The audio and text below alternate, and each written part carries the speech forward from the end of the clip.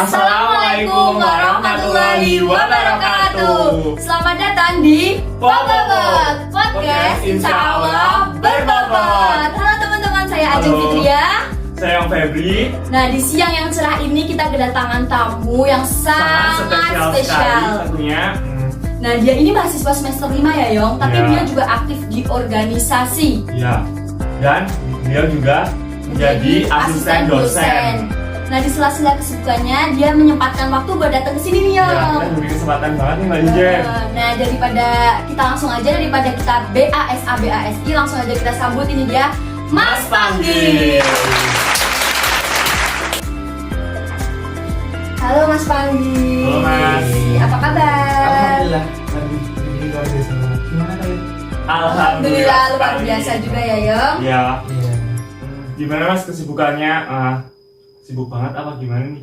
Ya kalau ngomongin hari ini pasti ya lumayan sibuk, tapi ya nggak seperti biasa, maksudnya bisa santai gitu. Tapi kalau misalnya akhir-akhir ini alhamdulillah masih dikasih kesibukan. Alhamdulillah ya Mas. Sibuk apa aja nih Mas kalau boleh tahu? Ya alhamdulillah pada periode ini dikasih tanggung jawab buat jadi ketua Hima, jadi PLT ketua Korkom IMM Universitas Muhammadiyah Purworejo, sama jadi asisten dosen. Wah, sibuk banget ya, Yong. Ya, sangat berprestasi sekali. Jadi sebelum kita mengenal Mas Panggi dan ngobrol lebih jauh, ada baiknya kita mengenal lebih dalam lagi ya, Mas. Ya, langsung saja saya bacakan CV dari Mas Panggi. Mas Panggi tempat tanggal lahirnya di Purworejo 5 Januari 2000, alamatnya di Wangunrejo, Banyuwangi, Purworejo. Pendidikan formal 2006 sampai 2012, SD Negeri Wangunrejo, 2012 sampai 2005 SMP Negeri 8 Purworejo, 2015 dan 2018 di SMA Negeri 3 Purworejo. Organisasi yang Mas Panggi ikuti 2017-2018 Ketua Remaja Masjid Al Barokah Sumurwatu, 2017 sampai 2018 Wakil Ketua Ekstrakurikuler Teater, 2018-2020 Ketua Bidang Pendidikan dan Kesenian Karang Taruna Desa Wangunrejo, 2019 sampai 2020 Anggota Bidang Kader Komisariat Buya Hamka IMM Universitas Muhammadiyah Purworejo, 2020 sampai 2021 Ketua Divisi Organisasi Hima PGSD Universitas Muhammadiyah Purworejo, 2021 sampai sekarang Ketua Umum Hima PGSD Universitas Muhammadiyah Purworejo, 2021 sampai sekarang PLT Ketua Koordinator Komisariat IMN Universitas Muhammadiyah Purworejo. Banyak banget ya Mas Iya. yang diikutin. Iya. Nah, dari sebanyak itu nih organisasi yang diikutin, apa sih yang membuat Mas Panggi akhirnya kayak termotivasi untuk ikut organisasi sebanyak itu?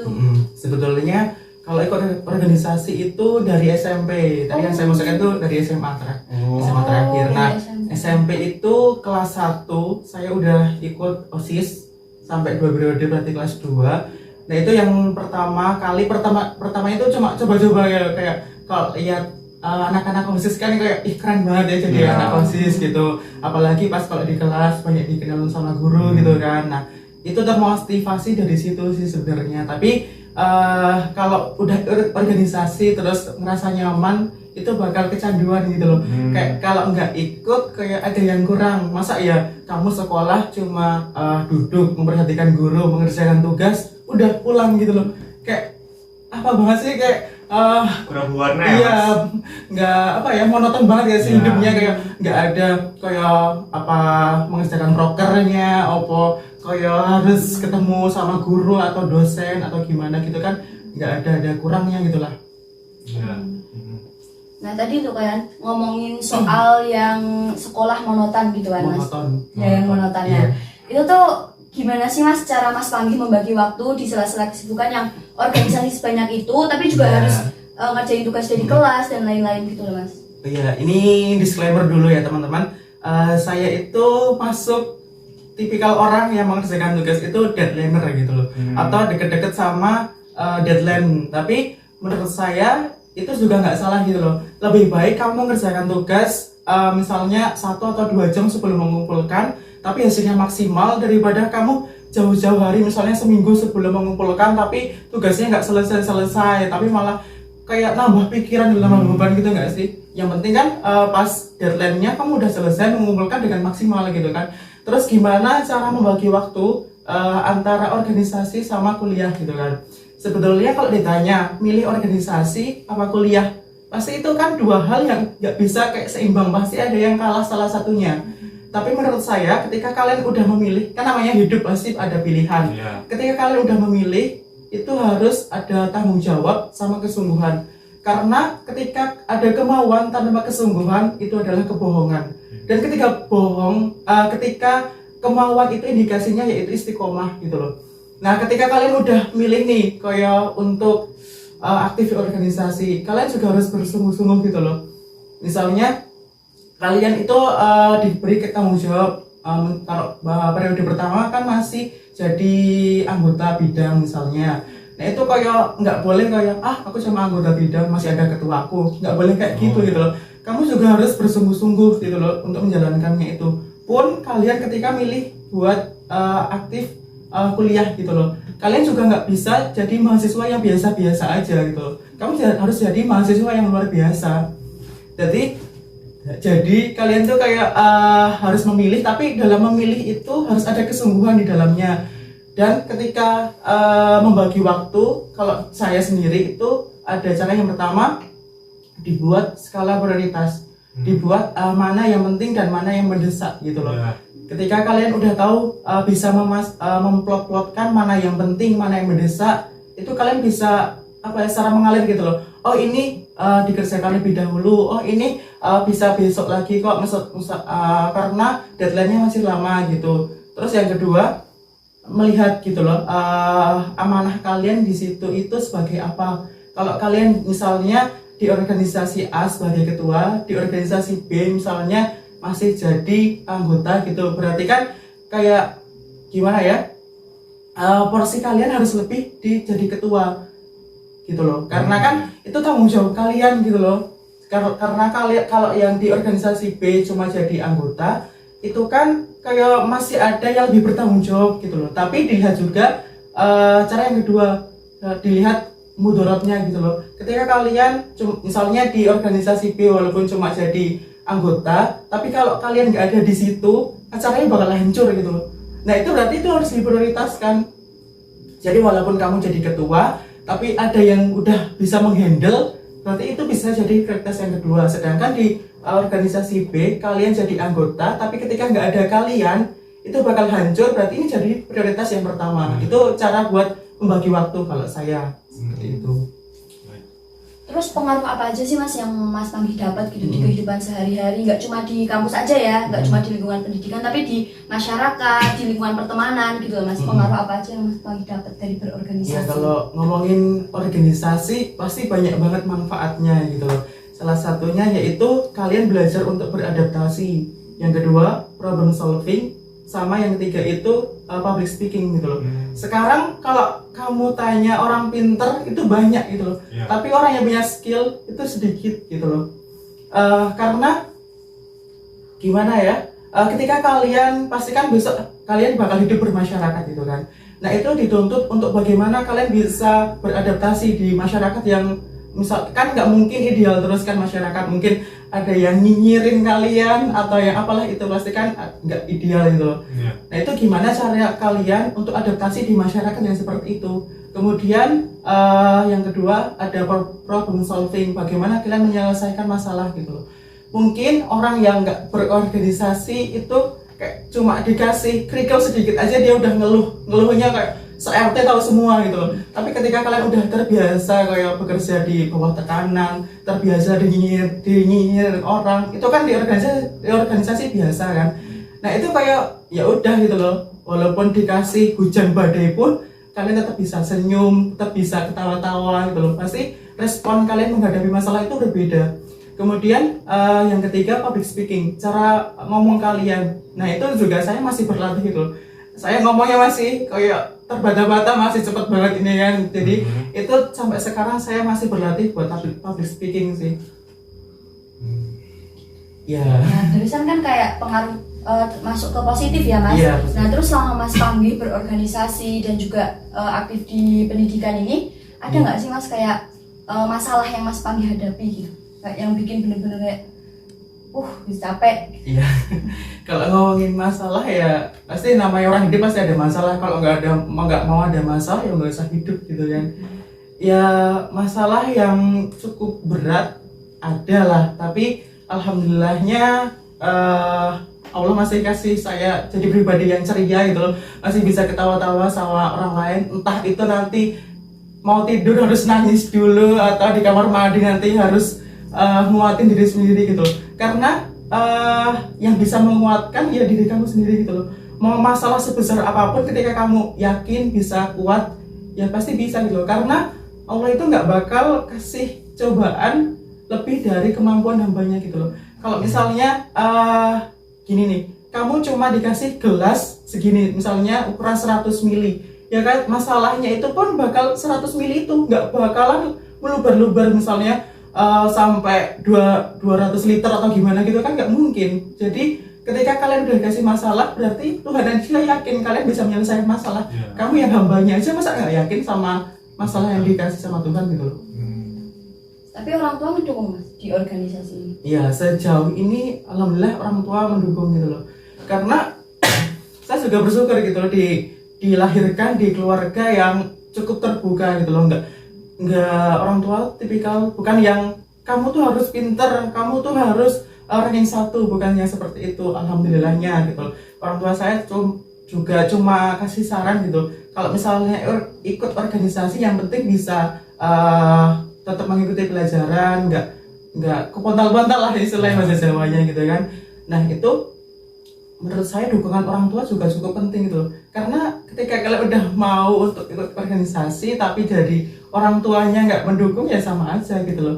Tapi tidak menutup kemungkinan kalian ketika mengikuti organisasi juga harus minta restu dari orang tua gitu loh. Karena ridhollahi fi ridhowali, dan ketika orang tua meridhoi maka Allah juga akan meridhoi gitu loh. Tapi kalau misalnya orang tua aja udah nggak ridho, ya pasti bakal selama perjalanannya itu bakal banyak masalah baru. Ya itu seperasaan saya sih, kayak ketika orang tua saya udah meridhoi ya saya sebagai orang ini, kalau misalnya kasarannya ya nek ibu kayak ya mas ibu mengizinkan gitu, pasti kayak mungkin ada masalah tapi kayak ya udah bakal selesai dengan sendirinya loh. Karena ketika kalian dihadapkan dengan masalah, Allah itu nggak minta kalian untuk menyelesaikan, tapi mendekatlah kepadaku, mintalah pertolongan kepadaku, maka aku akan menyelesaikan masalahmu gitu loh. Kayak ya udah bakal selesai dengan sendirinya, nggak usah dibusing-busingkan. Kudu kepiye gitu, nggak sih? Kita kan juga hambanya gitu loh. Kita punya tempat untuk bernaung, untuk sambat lah istilahnya gitu loh. Terus Mas, dari Masnya tuh ada tips agar tidak bosan dalam berorganisasi nggak sih Mas? Iya. Kan ada tuh orang yang cuma daftar-daftar aja gitu. Ya tadi kan Mas Fabi juga pertamanya ini cuma sudah tuh gimana? asal. Cuma daftar. Kan Mas Fabi juga awalnya cuma daftar aja kan, cuma ikut-ikutan aja gitu. Nah, tapi bertahan sampai sekarang gitu. Tapi kan ada juga yang cuma kayak daftar terus kayak kok gini sih terus keluar gitu. Oh iya, terus keluar. Biar nggak bosen berorganisasi. Ya namanya bosen itu pasti bakal titik jenuh gitu nggak sih? Ketika kalian kuliah pun juga bakal gitu, kayak mungkin semester 4 atau 5 kalian bakal males banget kuliah, itu bakal seperti itu sih. Di organisasi pun bakal seperti itu, tapi kembali lagi ke niat kalian untuk berorganisasi itu apa.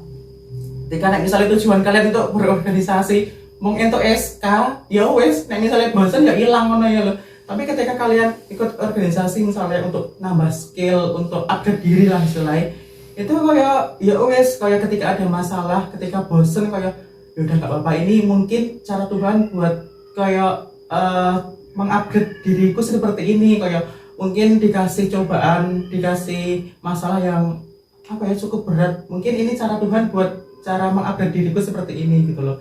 Terus kemudian yang kedua, ketika kalian ikut organisasi, jangan pernah berharap ke organisasi gitu loh. Karena ya namanya berharap pasti ujungnya kecewa kan. Nah ketika kalian udah kecewa, ya wes kayak bakal males gitu loh. Nah misalnya kalian ikut di HIMA misalnya, ya kalian berharap nih di HIMA bakal dapat public speakernya pinter, terus bisa deket sama dosen bla bla bla gitu. Tapi ketika kalian nggak dapatkan itu, bakal kecewa gak sih, kayak nih HIMA aku raih tok sih kayak gini. Nah itu nggak boleh yang seperti itu gitu loh. Karena organisasi itu istilahnya kayak wadah lah. Kayak misalnya ini, saya analogikan sebagai botol ini deh. Organisasi itu cuma wadahnya, dan isinya itu kalian. Organisasi bisa berharga atau tidak, bernilai atau tidak, itu tergantung isi dalamnya. Ketika isinya air putih ini seperti ada, misalnya harganya 3.000 atau 4.000 kan, tapi ketika isinya itu madu, harganya bisa ratusan ribu. Nah jadi ketika kalian kecewa dengan organisasi, harusnya kalian jangan menyalahkan organisasinya, tapi harus introspeksi ya loh. Saya sebagai anggota organisasinya, sebagai pengurus organisasinya, sudah betul belum, sudah benar belum dalam menjalankan organisasinya. Mungkin ada yang salah dari diri kalian sendiri gitu loh. Itu yang cara saya sih biar nggak bosen gitu loh. Banyak banget ya yang kita dapat hari ini dari Mas Pangi. Nah, sebelum kita mengakhiri podcast kali ini, terakhir nih Mas, ada nggak kata-kata atau semangat motivasi buat teman-teman kita di luar sana biar mau berorganisasi dan juga tetap semangat menjalaninya? Iya, kalau dari saya punya prinsip hidup itu harus kuat, harus hebat, harus bermanfaat. Yang sederhana itu sikap. Iya. Jadi nggak bisa, karena kalian udah dikasih kesempatan buat hidup, kalian nggak bisa menyanyiakan hidup itu kayak ya wes, kayak toh nek misalnya aku jelek nggak bakal ngaruh ke yang lain. Enggak, itu salah. Karena kehidupan itu seperti sistem, hidup itu sistem gitu loh, dan kalian itu komponen di dalamnya. Ketika suatu sistem itu buruk, pasti komponennya itu ada yang salah gitu loh. Terus ketika kamu jangan berpikiran yang tadi aku sampaikan itu loh, kayak nek misalnya aku elek, tidak, orang bakal merugikan orang lain, tuh enggak gitu loh. Karena saya analogikan sebagai sepeda wes. Nah sepeda itu kan suatu sistem. Ketika komponennya misalnya nggak ada remnya, ya sepeda itu tetap bisa jalan. Tapi ketika di jalan turunan, dia kan bakal kesusahan gitu loh, nggak ada remnya. Nah itu ibaratnya seperti kalian, kayak ketika kalian di organisasi, terus nggak ada kalian kayak rawan aku juga bakal baik-baik aja gitu organisasinya. Iya betul, organisasinya bakal jalan, nggak ada kalian pun bisa jalan, tapi nggak bakal maksimal ketika ada kalian gitu loh. Makasih banget ya Mas Pangi udah berkenan hadir di podcast kita. Di sela-sela kesibukannya masih menyempatkan waktu buat hadir. Semoga apa yang tadi sudah sampaikan Mas Pangi bisa bermanfaat bagi kita semua ya. Baik, demikian podcast kita pada siang hari ini. Mungkin mohon dimaafkan bila ada kesalahan. Sampai bertemu lagi di lain waktu. Sekian dari saya Danyong. Wassalamualaikum warahmatullahi wabarakatuh.